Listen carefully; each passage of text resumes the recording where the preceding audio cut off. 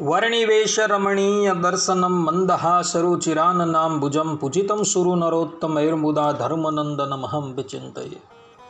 असतो मा षड्गमय तमसो मा ज्योतिर्गमय मृत्युर्मा अमृतं गमय। ओम शांति शांति शांति। अस्मद्गुरुसमारम्भां नाथयामुनमध्यमां लक्ष्मीवल्लभपर्यन्तां वंदे गुरु परंपरा।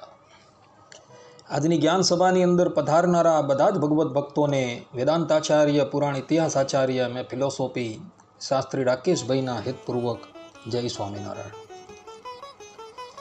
ભક્તો, ગયા વખતની જ્ઞાન સભાની અંદર આપણે બધાએ શમંતક મણિની કથા જે છે એ શ્રવણ કરી।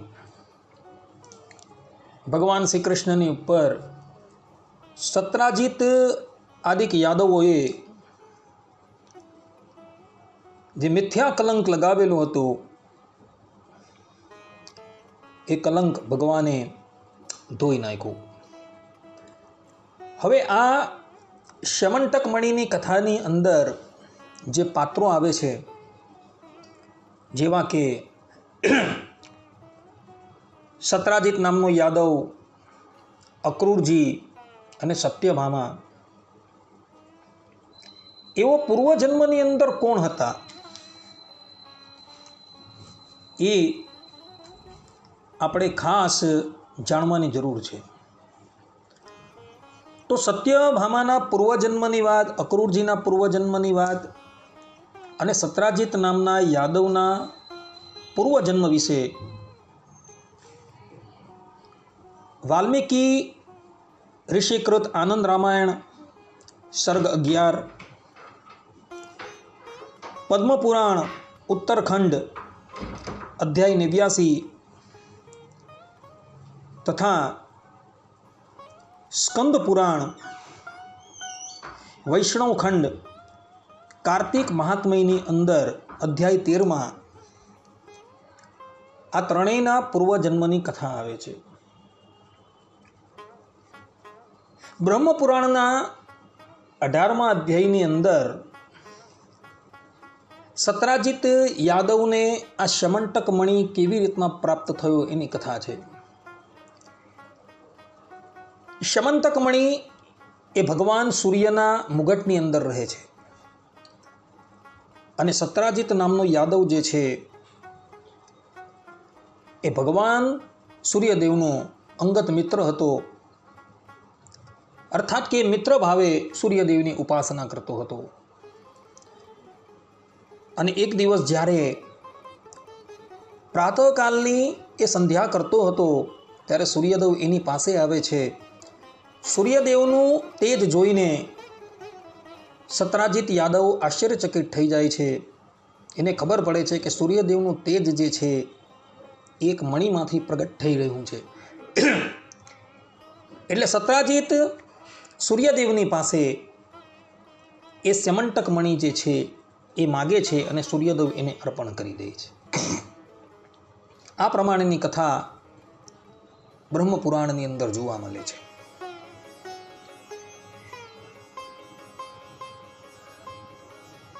સત્રાજીતની દીકરીના લગ્ન,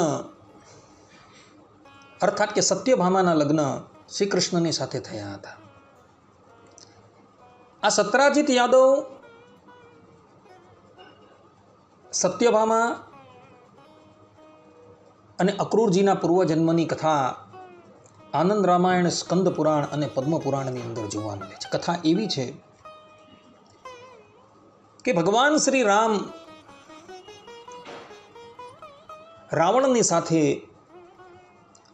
યુદ્ધ કરતા હતા।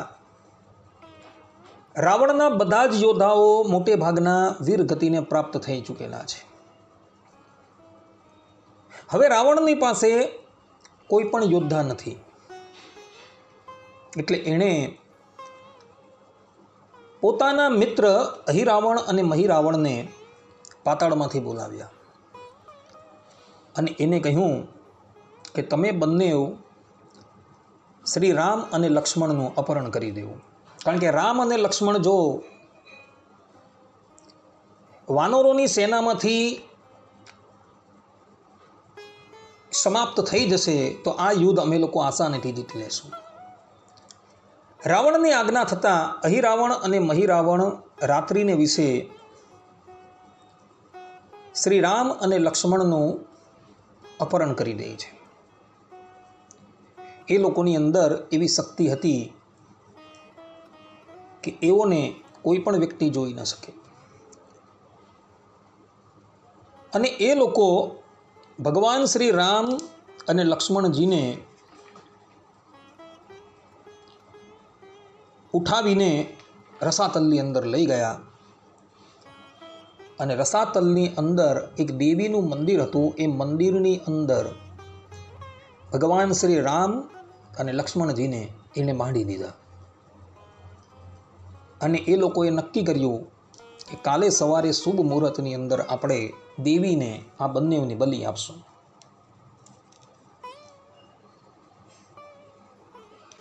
આ તરફ પ્રાતઃકાળ થતાં ભગવાન શ્રી રામ અને લક્ષ્મણનો કોઈ પણ પત્તો ન પ્રાપ્ત થયો. એટલે વિભીષણજીએ પોતાની દિવ્ય દ્રષ્ટિથી જોયું કે ભગવાન શ્રી રામ અને લક્ષ્મણજીને અહિરાવણ અને મહિરાવણ ઉઠાવીને રસાતલમાં લઈ ગયો છે. પરંતુ રસાતલની અંદર જવાની શક્તિ કોઈની પાસે નથી. એટલે હનુમાનજી મહારાજ જે છે એ રસાતલની અંદર જાય છે. અને રસાતલની અંદર જે સ્થાનની ઉપર અહિરાવણ અને મહિરાવણનું નગર હતું એ સ્થાન પર એક વ્યક્તિ જે છે એ ચોકી પર કરતો હતો. એનું નામ હતું મકરધ્વજ. હનુમાનજી મહારાજ જેવા રસાતલની અંદર પ્રવેશ કરવા જાય છે એટલે મકરધ્વજ જે છે એ એને યુદ્ધ માટે લલકારે છે. હનુમાનજી મહારાજ અને મકરધ્વજનું ભયંકર યુદ્ધ થાય છે. અને એ યુદ્ધની અંદર હનુમાનજી મહારાજ મકરધ્વજને ધ્વંસ કરી દે છે. ત્યારે ધ્વંસ થતાં થતાં મકરધ્વજ કહે છે કે આજે મારા પિતાજી હનુમાનજી મહારાજ જો ઉપસ્થિત હતે ને તો તને એ બરાબર પાઠ ભણાવતે. મકરધ્વજની વાત સાંભળી હનુમાનજી મહારાજ આશ્ચર્યચકિત થઈ ગયા કે આ મકરધ્વજ મારો પુત્ર કેવી રીતના? કારણ કે હું તો આ જીવન બ્રહ્મચારી છું. હનુમાનજી મહારાજ મકરધ્વજને પૂછે છે કે તે મને પિતા તરીકે સંબોધન કેમ કર્યું? ત્યારે મકરધ્વજ કહે છે કે મારા પિતા વાસ્તવની અંદર જ હનુમાનજી મહારાજ છે.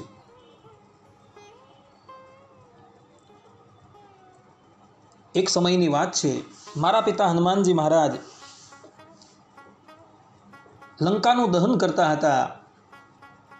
સમસ્ત લંકાને બાળી પોતાની પૂંછ જે છે એ એમણે સમુદ્રની અંદર જઈને મૂકી અને એ આગ હોલવી નાખી. ત્યારે એમના મુખની અંદર જે ધુમાડો હતો એ ધુમાડો એમણે જલની અંદર ઠૂકી નાખ્યો. અને તે વખતે એ ધુમાડો જે છે એ એક માછલી જે છે એ પાન કરી જાય છે અને એ માછલી થકી મારું પ્રાગટ્ય થાય છે. મકરધ્વજની વાત સાંભળી હનુમાનજી મહારાજ મકરધ્વજને કહે છે કે બેટા, હું જ તારો પિતા છું, મારું નામ હનુમાન છે. પોતાના પિતાના દર્શન કરી મકરધ્વજ અત્યંત આનંદ પામી જાય છે. બંને પિતા અને પુત્ર એકબીજાને ભેટી પડે છે. ત્યારબાદ હનુમાનજી મહારાજ કહે છે કે બેટા, મારા આરાધ્ય દેવ શ્રી રામ અને લક્ષ્મણને અહિરાવણ અને મહિરાવણ આ નગરની અંદર લઈને આવેલો છે, એ ક્યાં છે? ત્યારે મકરધ્વજ કહે છે કે પિતાજી, ભગવાન શ્રી રામ અને લક્ષ્મણ અહીંથી થોડે દૂર એક મંદિર છે અને એ મંદિરની અંદર ભગવાન શ્રી રામ અને લક્ષ્મણજીને બાંધવામાં આવેલા છે. અને કાલે સવારે અહિરાવણ અને મહિરાવણ શ્રી રામ અને લક્ષ્મણની બલિ આપવાના છે. ત્યારબાદ હનુમાનજી મહારાજ પોતે સૂક્ષ્મ રૂપ ધારણ કરી એ મંદિરમાં આવે છે. એ મંદિર એ વિંધ્યાવાસીની દેવીનું હતું. હનુમાનજી મહારાજ પ્રથમ તો રામચંદ્રજી અને લક્ષ્મણજીને મુક્ત કરે છે. ભગવાન શ્રી રામ અને લક્ષ્મણ તથા હનુમાનજી મહારાજ દેવીને પ્રણામ કરે છે. એવા જ સમયની અંદર અહિરાવણ અને મહિરાવણ એ મંદિરની અંદર આવે છે.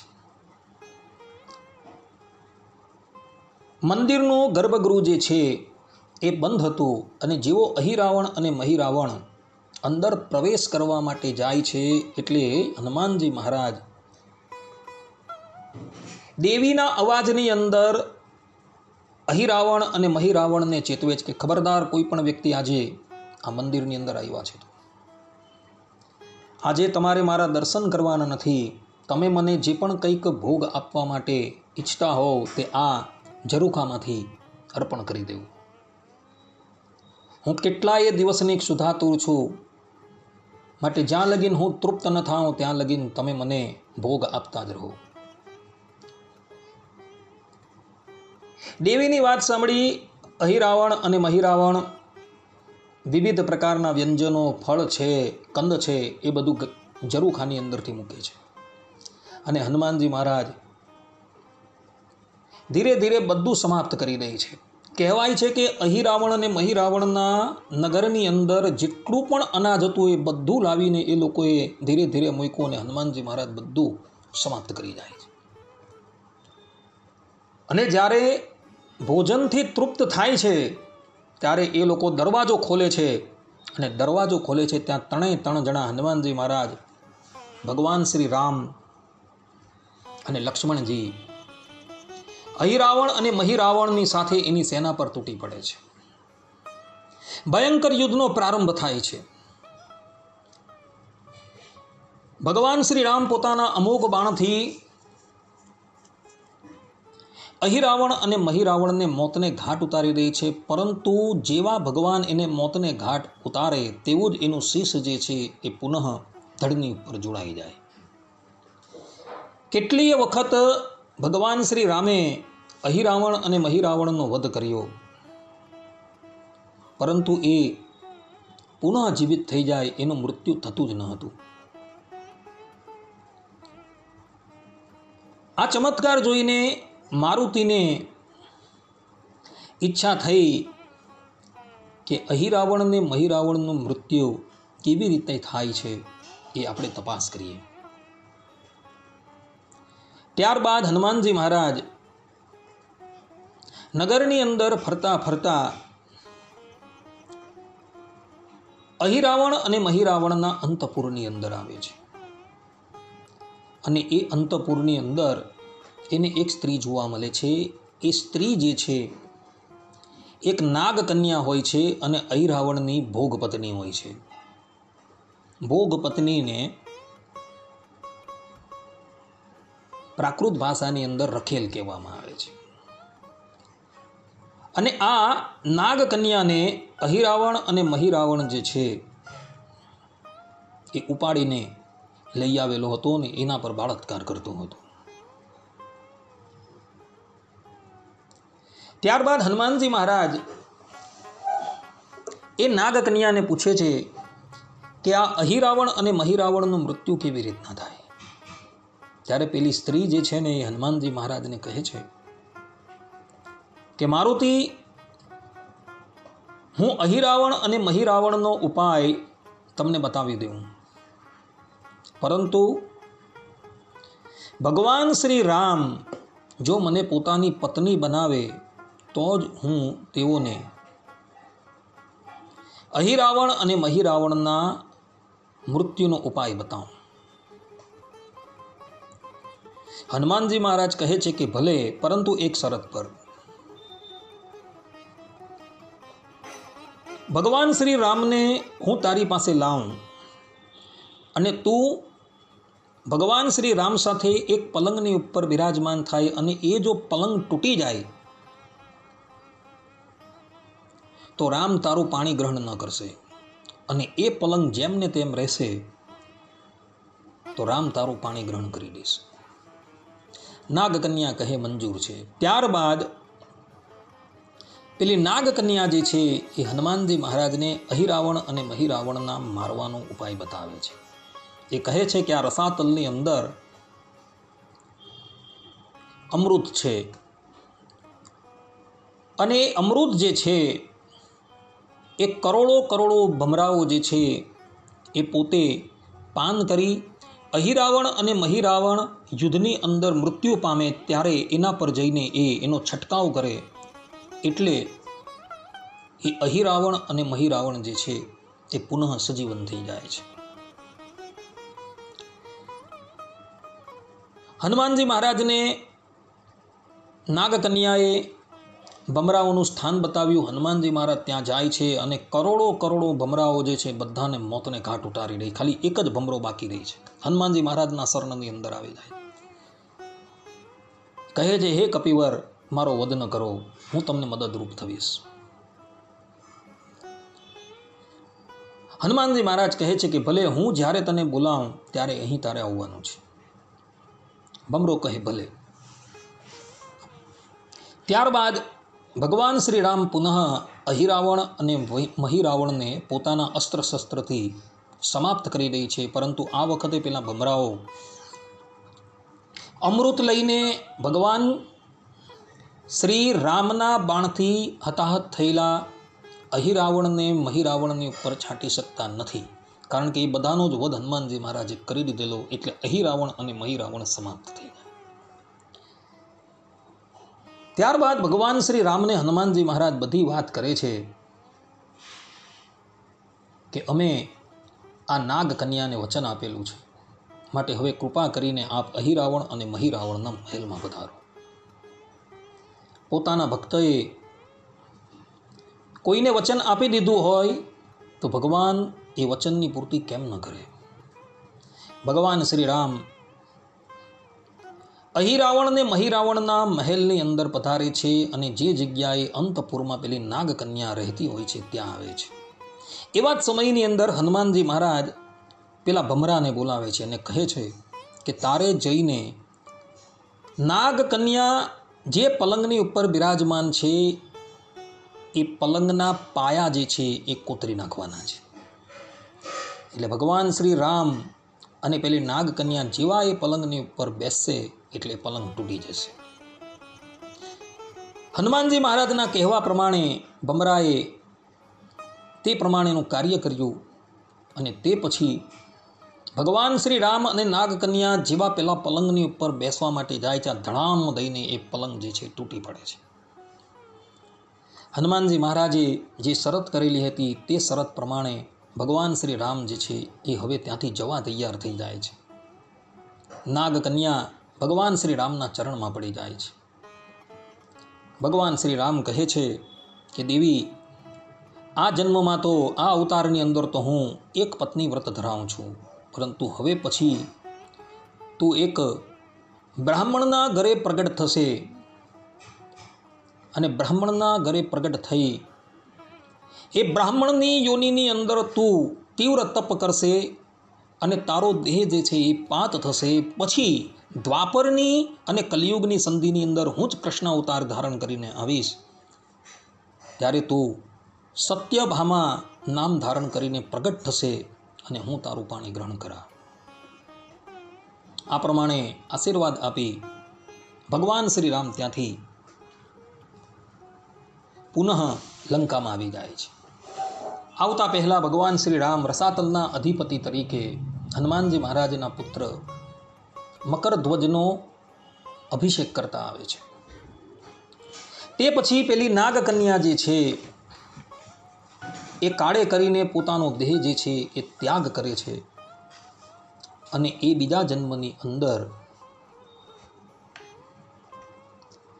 અત્રિ કુલમાં ઉત્પન્ન થયેલા દેવ શર્મા નામના બ્રાહ્મણના ઘરે પ્રગટ થાય છે.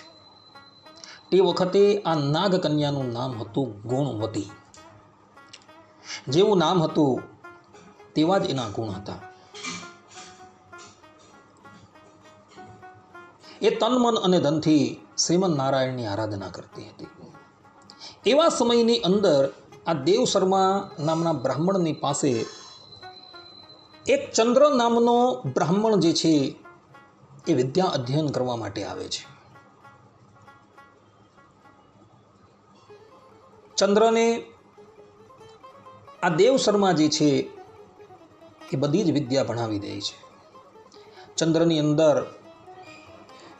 ગુણવતીના પતિ થવાના બધા જ ગુણો જોઈને દેવ શર્મા આ ચંદ્રના લગ્ન જે છે એ ગુણવતીની સાથે કરાવી દે છે.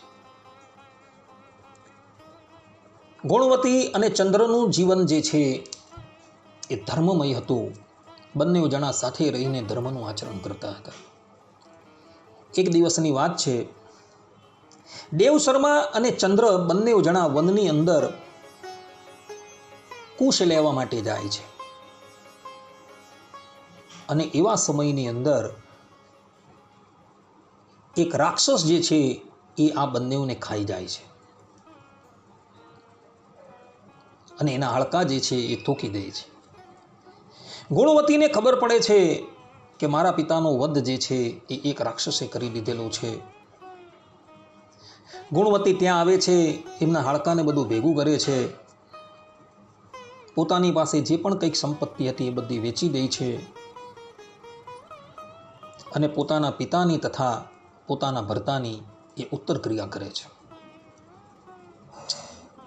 ત્યારબાદ ગુણવતી જે છે એ વિધવા અવસ્થાની અંદર વિધવાના બધા જ ધર્મોને પાળતી થકી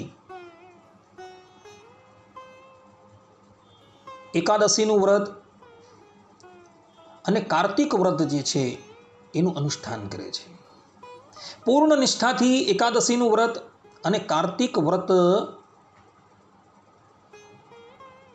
કરતી થકી એ ગુણવતી પોતાનું જીવન જે છે એ વ્યતીત કરતી હોય છે. એક સમયની વાત છે, ગુણવતી અત્યંત બીમાર પડે છે. જ્વરથી એ ગ્રસ્ત થઈ જાય છે. પરંતુ એવી અવસ્થાની અંદર પણ એ ગંગા સ્નાન કરવા માટે જાય છે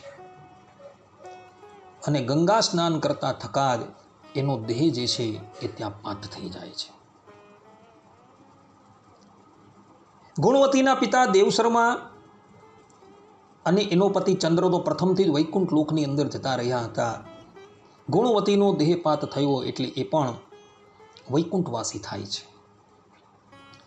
પછી જ્યારે ભગવાન શ્રી કૃષ્ણ ધરાતલની ઉપર પ્રગટ થવા માટે તૈયાર થયા ત્યારે આ જ ગુણવતી જે વૈકુંઠ લોકની અંદર ગઈ હતી, ભગવાનની લીલાની અંદર ભગવાનને સહાય કરવા માટે એ સત્રાજીત નામના યાદવને ત્યાં પ્રગટ થાય છે. સત્રાજીત જે છે એ પૂર્વજન્મનો દેવ શર્મા. ગુણવતી પૂર્વજન્મની અંદર પણ એ દેવ શર્માની પુત્રી હતી અને એ જ દેવ શર્મા યાદવોની અંદર સત્રાજીત નામથી પ્રગટ થાય છે અને ગુણવતી જે છે એ પણ સત્યાભામા નામ ધારણ કરીને એ સત્રાજીતના ઘરે પ્રગટ થાય છે.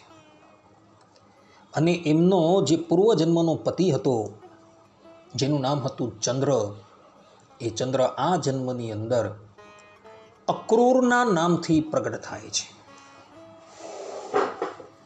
અને પૂર્વજન્મની પ્રીતિને લઈને અક્રૂરજીનું મન હંમેશા સત્યભામાની અંદર આકૃષ્ટ હોય છે. અને સત્રાજીતે તો અક્રૂરજીને સત્યભામા આપવાનો નિર્ણય પણ કરી લીધેલો હતો. પરંતુ શમંતક મણીનો જે બનાવ બન્યો અને સત્રાજીત યાદવની ઉપર દ્વારકાના લોકોએ ખૂબ ફિટકાર વરસાવ્યો, એટલે માટે સત્રાજીત યાદવ જે છે એ પોતાની કન્યા રત્ના સત્યભામા એ ભગવાન શ્રી કૃષ્ણને અર્પણ કરી દે છે.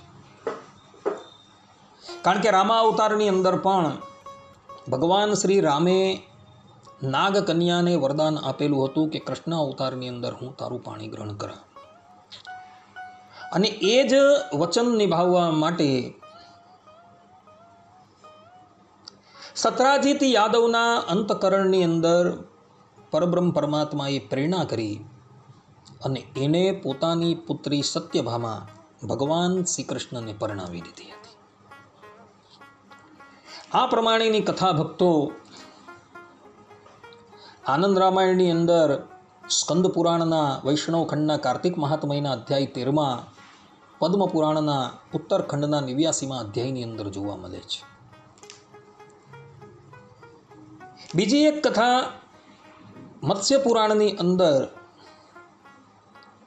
69માં અધ્યાયના 59 થી 62માં શ્લોકની અંદર જોવા મળે છે.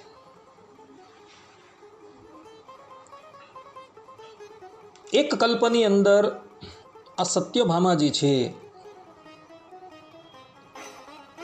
એક વૈશ્યની દાસી તરીકે પ્રગટ થયા હતા.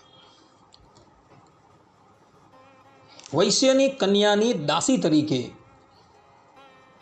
એ નિયુક્ત હતા. અને આ વૈશ્ય કન્યા જે છે એ હંમેશા ભીમ દ્વાદશી વ્રત જે છે એ કરતી હતી. અને આ દાસી રૂપે પ્રગટ થયેલા સત્યભામા જે છે એને એ કાર્યની અંદર મદદરૂપ થતા હતા. કાળાંતરે એ વૈશ્ય કન્યા અને આ દાસી જે છે એ બંને દેહ મૂકે છે.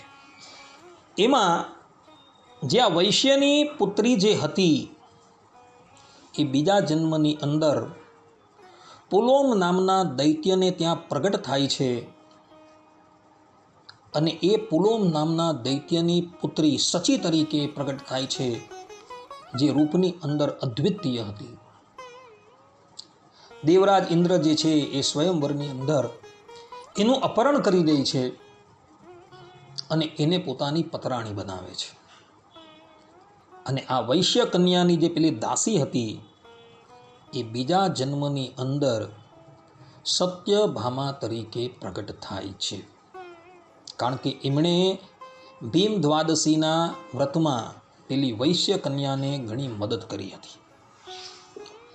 આ પ્રમાણે ભક્તો સત્યભામા સંબંધી ઘણી કથાઓ જે છે એ પુરાણોની અંદર જોવા મળે છે.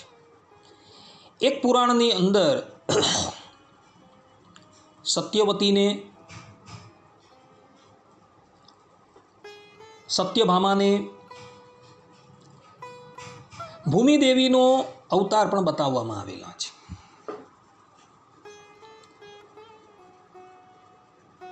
કલ્પભેદે કરીને આ બધી જ કથાઓ જે છે એ સત્ય છે, કોઈ ગલત નથી.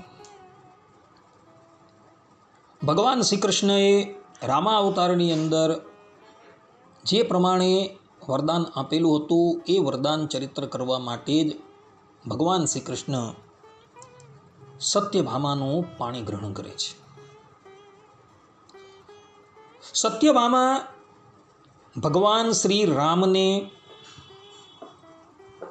પતિ ભાવે ભજતી હતી અને એના મનની અંદર ઈચ્છા હતી કે મારે શ્રીમન નારાયણની સાથે ભોગ ભોગવવા છે.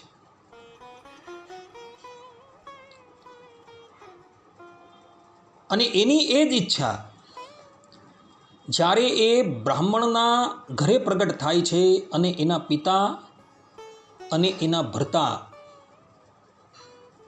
પરલોકવાસી થઈ જાય છે, પછી એ પતિ બુદ્ધિએ કરીને ભગવાન શ્રીમન નારાયણનું ભજન કરતી હતી. મનની અંદર એને એવી ઈચ્છા હતી કે ભગવાન શ્રીમન નારાયણ મારા પતિ થાય અને હું એની સાથે શૃંગાર ભોગ ભોગવું. અને એવી ઈચ્છા રહેતા થતાં જ એનો દેહ પ્રાપ્ત થાય છે અને એ જ પછી વૈકુંઠ લોકને પ્રાપ્ત કરે છે. અને પછી ધરાતલની ઉપર એ સત્રાજીત નામના યાદવને ત્યાં સત્યભામા તરીકે પ્રગટ થાય છે. અને આ અવતારની અંદર ભગવાન શ્રી કૃષ્ણ જે છે એ સત્યભામાની ઈચ્છા પ્રમાણે એની સાથે ભોગ ભોગવે છે. ભક્તો, આ પ્રમાણે આનંદ રામાયણની અંદર, પદ્મ પુરાણની અંદર તથા સ્કંદ પુરાણની અંદર સત્યભામાના પૂર્વજન્મ વિશે વાતો કરવામાં આવેલી છે. શ્રીમદ ભાગવતના દસમ સ્કંદના 56 અને 57 અધ્યાયની અંદર શ્યમંટક મણિની કથા છે. આ અધ્યાયોની અંદર ભગવાન શ્રી કૃષ્ણએ જાંબુવતીનું પાણી ગ્રહણ કર્યું, સત્યભામાનું પાણી ગ્રહણ કર્યું. ભગવાનના 3 વિવાહ થઈ ગયા છે. સર્વપ્રથમ વિવાહ જે છે એ રૂકમણી દેવી સાથે થયા છે. ત્યારબાદ જાંબુવતી સાથે થયા છે અને તે પછી સત્યભામાની સાથે થયા છે. આ અવતારની અંદર ભગવાન જે છે એ અનેકો વિવાહ કરવાના છે. હજુ તો ભગવાને બીજા 5 વિવાહ કરવાના છે. આ ઉપરાંત 16,000 અને 100 કન્યાઓનું પણ પાણી ગ્રહણ ભગવાને કરવાનું છે. કારણ કે એ બધાને જ ભગવાન શ્રી રામે પૂર્વજન્મની અંદર, પૂર્વ અવતારની અંદર વરદાન આપેલું હતું અને એ વરદાન જે છે આ કૃષ્ણ અવતારની અંદર ચરિતાર્થ કરવાનું છે. અને એટલે માટે ભગવાન શ્રી કૃષ્ણ જે છે એ અનેકો વિવાહ કરે છે. અનેકો વિવાહ કરવા છતાં પરબ્રહ્મ પરમાત્મા ભગવાન શ્રી કૃષ્ણ જે છે એ નિર્વિકાર છે. એ ખાસ ધ્યાન રાખજો. ભગવાન શ્રી કૃષ્ણ જેટલી કન્યાઓની સાથે લગ્ન કરે છે એ બધી જ કન્યાની પાસે એ એક રૂપ ધારણ કરીને બિરાજમાન હોય છે. અને એ બધી જ કન્યાઓને એવું ભાસ થતું હતું કે શ્રી કૃષ્ણ મારો ત્યાગ કરીને કશે જતા જ નથી. એ કેવલ મારા ને મારા પ્રેમની અંદર જ આસક્ત છે. વસ્તુતાએ જોવા જઈએ શ્રીમદ ભાગવતની અંદર સ્પષ્ટ રૂપે જોવા મળે છે કે એ કન્યાઓ જે છે એ ભગવાન શ્રી કૃષ્ણના વાસ્તવિક તત્વને જાણતી જ ન હતી. એ લોકો મનોમન એવું વિચારતી હતી કે આ તો આપણા ક્રીડા મૃગ છે, આપણા રૂપની ઉપર એ આસક્ત છે અને આસક્ત હોવાથી એ આપણી સાથે ભોગ ભોગવવાની અંદર આરૂઢ છે. પરંતુ વસ્તુતાએ એવું કંઈ ન હતું. શ્રીમદ ભાગવતના એકાદશ સ્કંદના 7મા અધ્યાયની અંદર દેવતાઓ પોતે સ્તુતિ કરે છે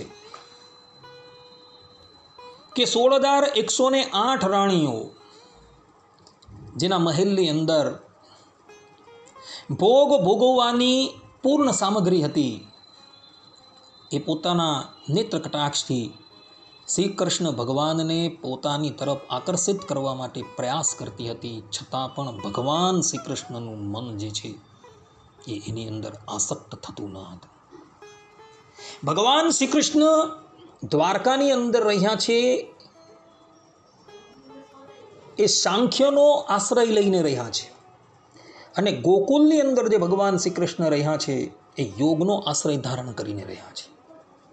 યોગી જે છે એ એવા હોય છે કે હજારો હજાર સ્ત્રીઓની વચ્ચે રહેવા છતાં પોતાની યોગ ક્રિયાથી એ ઉર્ધ્વરીતા બ્રહ્મચારી રહી શકે છે.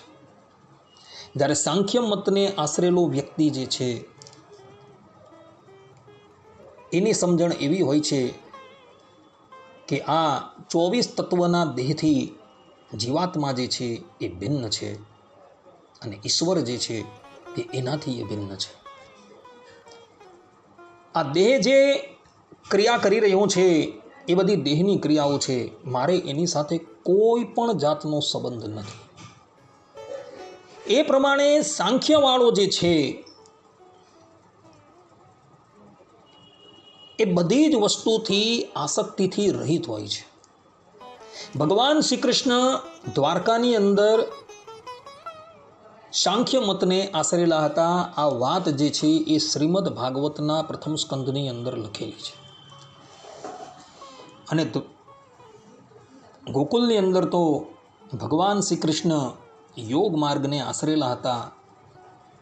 અને યોગ માર્ગને આશરેલા હોવાથી કોટી કોટી ગોપીઓની વચ્ચે રહીને પણ ભગવાન શ્રી કૃષ્ણ જે છે એ ઉર્ધ્વરીતા બ્રહ્મચારી રહે છે. એકાંતની અંદર સ્ત્રીઓની સાથે સંગ કરે છે.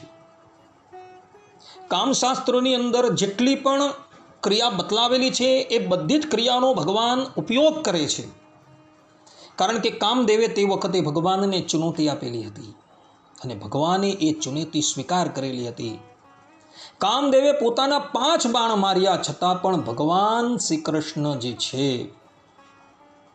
એનું શુક્ર જે છે એ સ્ખલિત થતું નથી. કારણ કે ભગવાન જે છે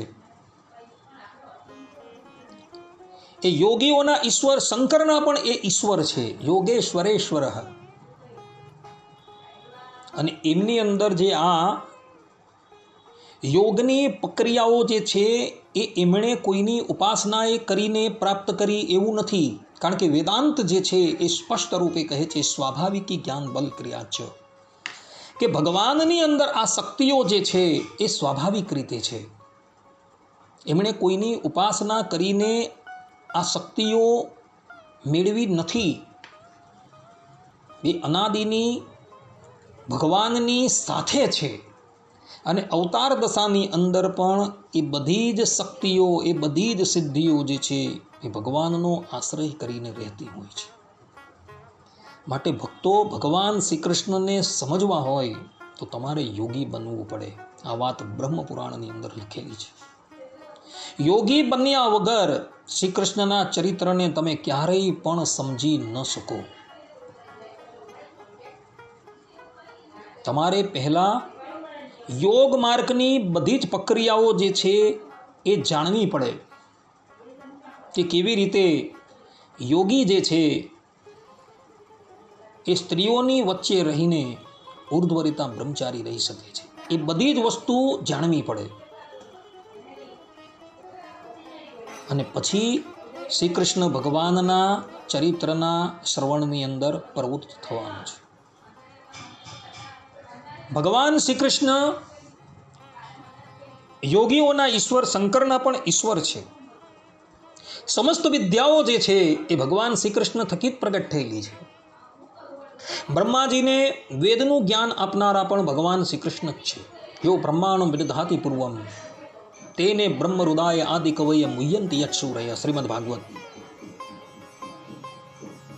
તો જે ભવ બ્રહ્માંડિક દેવતાઓના પણ ગુરુ છે, જેણે યોગ પ્રક્રિયા બ્રહ્માજીને અને ભગવાન શંકરને શીખવાડેલી છે, તો એવા એ પરબ્રહ્મ પરમાત્મા શ્રી કૃષ્ણ ભગવાન જે યોગેશ્વર છે, એ કરોડો કરોડો સ્ત્રીની વચ્ચે રહીને પણ ઉર્ધ્વરીતા બ્રહ્મચારી રહી શકે છે. કારણ કે એ પરબ્રહ્મ પરમાત્માનું સામર્થ્ય છે. ને આવું સામર્થ્ય કેવલ ને કેવલ પરબ્રહ્મ પરમાત્મા ભગવાનની અંદર જ હોઈ શકે છે, બીજાની અંદર નથી. ભગવાન સ્વામિનારાયણે પણ આ બાબતનો ખુલાસો જે છે એ વચનામૃતની અંદર પ્રથમ પ્રકરણના ગધડા પ્રથમ પ્રકરણના 73મા વચનામૃતમાં કરેલું છે કે આવું સામર્થ્ય કેવલ ને કેવલ પરબ્રહ્મ પરમાત્મા ભગવાન શ્રી કૃષ્ણની અંદર જ હોઈ શકે છે, બીજાની અંદર એ સામર્થ્ય નથી હોતું. માટે બધા જ ભક્તો ભગવાન શ્રી કૃષ્ણને હંમેશા નિર્દોષ સમજજો.